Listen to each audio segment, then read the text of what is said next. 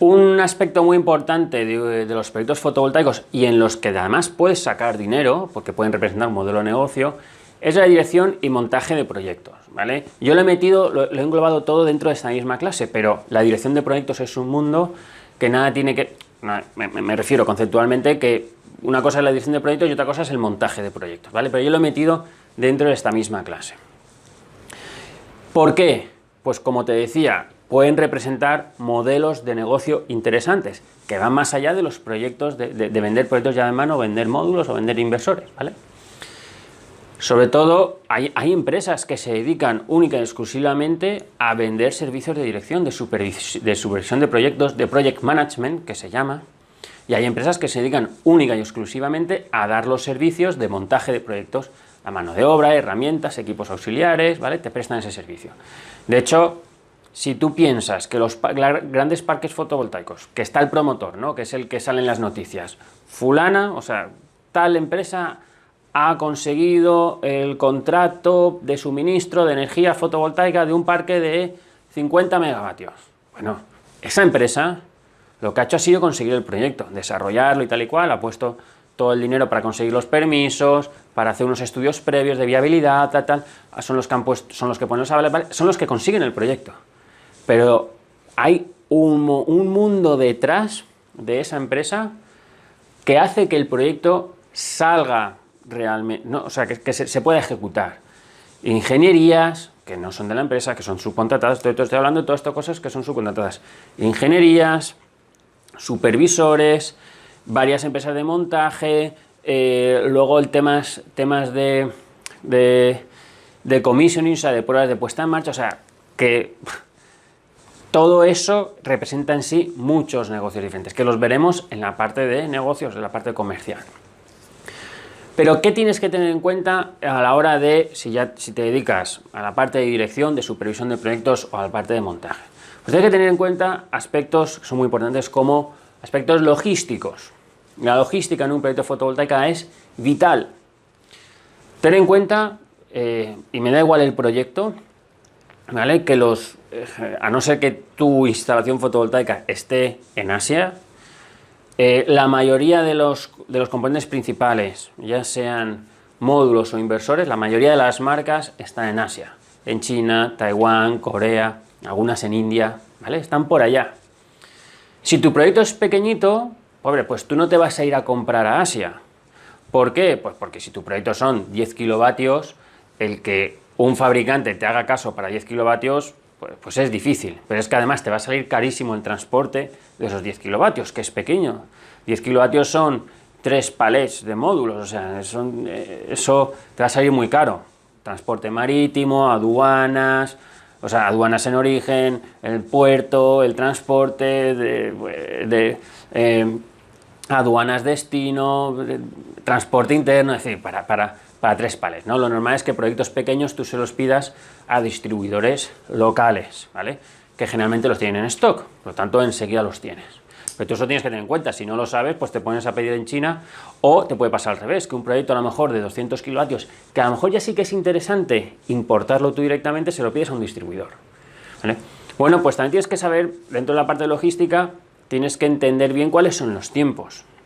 Ten en cuenta que una fábrica, ahora mismo las fábricas lo que hacen es, no estocan, ellos fabrican bajo pedido, ya sean distribuidores, que un distribuidor X, pues le pide, dame 4 contenedores de paneles, un contenedor de inversores y 2 contenedores de estructura, y la fábrica lo que hace es, se pone a fabricar eso, si tiene algún stock perfecto, pero tiene muy bajito stock, se pone a fabricar y lo envían. Entonces, quien estoca realmente, quien guarda el almacén, quien almacena, es el distribuidor. Bueno, pues los tiempos de fabricación no son cortos, no son de un día, ¿vale? Generalmente te ponen la cola y te dan un tiempo y a lo mejor tardan 15, 20 días en fabricar tu pedido o el equivalente a tu pedido. Luego tienes los tiempos de aduanas. Los tiempos de aduanas mínimo, desde que la mercancía llega a aduanas hasta que sale, son 3 días, fácilmente. ¿Por qué? Pues porque esa mercancía tiene que llegar al puerto, tiene que entrar en un almacén, aduanas tienen que revisarla, tiene que dar el ok, luego tiene que venir la empresa que se encarga de montar esos contenedores en el barco. El barco tiene que terminar de cargarse, porque el barco no va a salir solamente con tu mercancía, va más mercancía, pues suelen ser 2, 3, 4 días. Cuando esa mercancía va a puerto destino, ahí puede estar una semana fácil o más, dependiendo del proceso de importación de cada país. Hay países que los procesos de importación son rápidos, que además a lo mejor no tienen, están exentos de impuestos y tal, entonces sale rápido, pero esa semana no te la quita nadie. Y hay países pues, que a lo mejor pueden estar 2, 3 semanas en puerto, ¿vale? Todo eso tú lo tienes que tener en cuenta. Esa mercancía, pues bien va a un almacén intermedio, un distribuidor, o bien va directamente a tu proyecto. Cuando esa mercancía llega a tu proyecto, tú tienes que descargar el camión. A partir de ahí, la responsabilidad de la mercancía es tuya. Si la has comprado a fábrica, tú puedes llegar a un acuerdo en el que la responsabilidad empieza a ser tuya cuando el buque llega a puerto, y ahí la responsabilidad es toda tuya.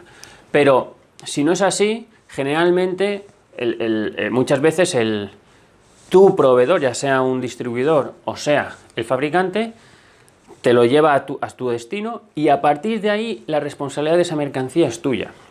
Fallos que suele haber, errores, problemas, el dolor de cabeza con el que te vas a encontrar, que la mercancía venga dañada. Ese es lo primero que tienes que comprobar, es que la mercancía está bien, pero es el mayor dilema con el que te vas a encontrar. ¿Por qué? Porque cuando tú llegas a la mercancía final, al destino final, al proyecto, y tú abres el camión, la caja, el contenedor, lo que te haya llegado, y hay algo que está mal, ¿quién tiene la culpa? Porque hay un montón de empresas que han participado en todo ese manejo de la mercancía, desde el fabricante en origen hasta todos los montacargas que se dedican a subir, bajar las cajas en los contenedores, la grúa que sube el contenedor al barco, en destino, el camión, el transportista del camión. Es decir, eso es un problema, eso es una cosa que tienes que tener cuidado. Claro, proyectos pequeñitos, como de 10 kilovatios, tú enseguida vas a ver si tienen fallo, pero imagínate un proyecto de 50 megavatios, en los que tienes a lo mejor ahí 200, 300 contenedores que te van llegando y tú no eres capaz de revisarlo. Pues el tema de la logística es muy importante. Aquí te he hablado del proceso logístico y te lo he hablado pues, muy abiertamente, muy por encima. Pero luego entramos en la parte de organización del proyecto. La organización del proyecto es dinero. Es dinero.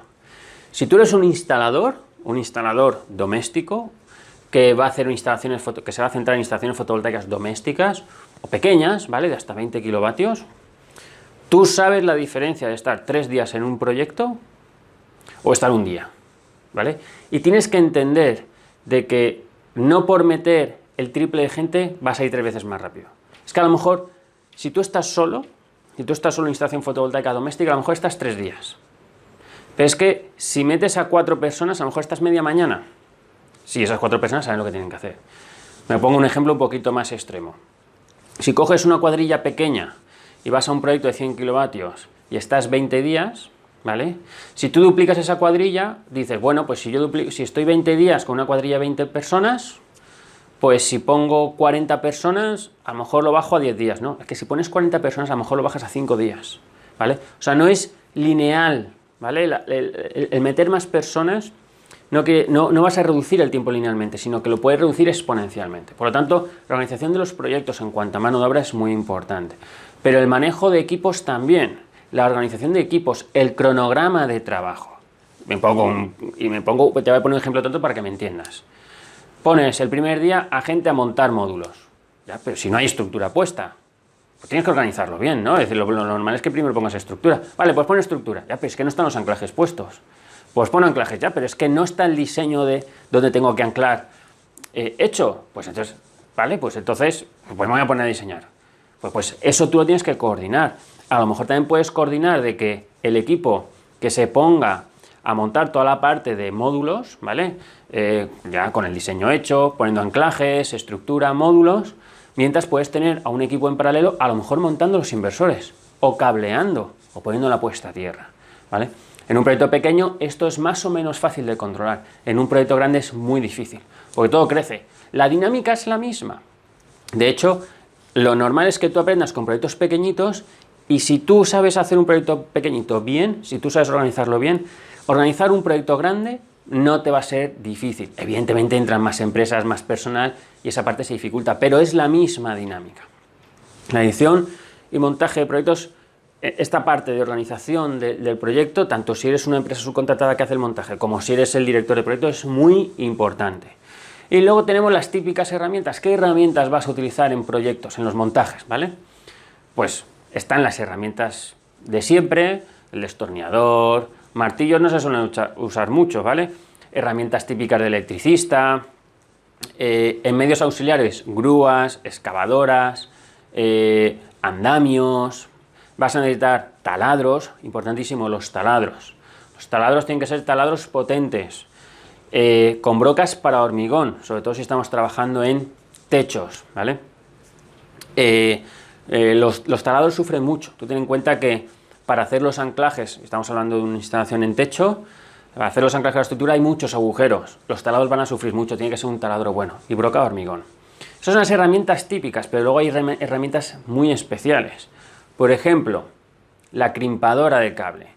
No vale cualquier crimpadora. La crimpadora del que tiene electricista no vale para crimpar el cable de corriente continua fotovoltaico, porque esos cables llevan unos conectores cuando hay que hacer unos empalmes, que los vas a tener que hacer, ¿vale? Tú vas a tener que coger el cable que va hasta el módulo y empalmarlo con el cable que sale del módulo. Ese empalme tiene que ser un empalme seguro, un empalme que pueda aguantar fácilmente 1000-1500 voltios. Bueno, pues ¿con qué se hace? Con una especie de conectores que se llaman conectores MC4. Esos conectores hay que montarlos. Entonces el cable hay que pelarlo y hay que poner un accesorio metálico y luego se pone el accesorio plástico, que es el que se une con el accesorio plástico de la otra parte del cable. Bueno, pues el crimpado, para que tú me entiendas, es el morder el cable, ¿vale? El accesorio metálico que tú lo pones lo tienes que morder, pues eso se llama crimpar. Bueno, pues el crimpado de esa pieza no se hace con cualquier herramienta, se hace con una herramienta especial para conectores, en este caso de MC4. Eso es una herramienta muy especial, muy particular. Vas a necesitar también meggers, ¿vale? Meggers son instrumentos muy caros, ¿vale? No son baratos, no es un polímetro, ¿vale? Un polímetro lo vas a utilizar, es una herramienta de un electricista normal, eso es para mirar la tensión de corriente continua o corriente alterna. Pero un megger ya es un aparato que analiza muchísimo más el sistema fotovoltaico, ¿vale? Tú le metes ahí los cables y te va a medir la resistividad, si tiene fugas, si no las tiene, el voltaje, la intensidad máxima. O sea, es un aparato, para que te hagas una cuenta, un aparato de esos vale 1000 euros fácilmente, ¿vale? No es una herramienta de estar por casa. En instalaciones fotovoltaicas pequeñas no lo necesitas, ¿vale? En instalaciones fotovoltaicas pequeñas, pues con un polímetro, con un multímetro, pues es suficiente, ¿vale? Pero en el tema de los montajes sí que necesitas este tipo de herramientas. El torquímetro, también muy importante, no es una herramienta que tengamos todos encima. El torquímetro es una especie de llave que lo que mide es la fuerza con la que se ha apretado los tornillos. ¿Por qué esto es muy importante? Porque el fabricante de estructuras, aunque parezca que no, te va a decir, mis tornillos, cuando tú montes mi estructura, mis tornillos tienen que apretarse con este torque, con este par de newton metro, ¿vale? Se llama newton metro, ¿vale? La fuerza con la que se hace, Si el día de mañana los módulos salen volando, lo primero que te va a decir es, certifícame o déjame el certificado o la demostración de que tú apretaste estos tornillos con el par de apriete que yo te recomendé. Si tú eso no lo has hecho, si no lo has certificado de alguna manera, no vas a poder exigir las garantías al fabricante. Luego los fabricantes a lo mejor buscan otro tipo de técnicas para quitarse encima la responsabilidad. Esto pasa siempre, ¿vale? No en fotovoltaica, pasa en todos, no solamente en fotovoltaica, pasa en todos lados. Pero es importante esta llave de torquímetro. Como te digo, en proyectos pequeñitos, pues a lo mejor nadie te lo va a requerir. Proyectos de 5 kilovatios, 10 kilovatios... Pero a lo mejor a partir de 300 kilovatios, que ya cuestan dinero, que ya hay pasta metida, 300 kilovatios hasta 300 megavatios, 400 megavatios, fíjate lo que hay ahí sí que estas cosas son importantes, ¿vale? Quedarte en esta clase, lo que quiero que se te meta en la cabeza es que tanto si eres director de un proyecto, supervisor, project management o parte del montaje, hay una serie de pasos que tú tienes que entender, que tienes que saber. Sobre todo en esta parte es organización. Las herramientas en secundario, ¿por qué? Las herramientas, me falta una herramienta, voy y la compro. La pido por internet, me voy a la ferretería y la compro. La parte de logística, pues tú no la puedes controlar, ¿vale? La parte de logística sí que la tienes que tener clara, tienes que exigir tiempos, tienes que entenderla, tienes que saber cómo funciona para tú organizarte tu proyecto. Pero esa es la parte importante, la organización de tu proyecto. Y esto requiere, por una parte, habilidad y por otro lado, entrenamiento.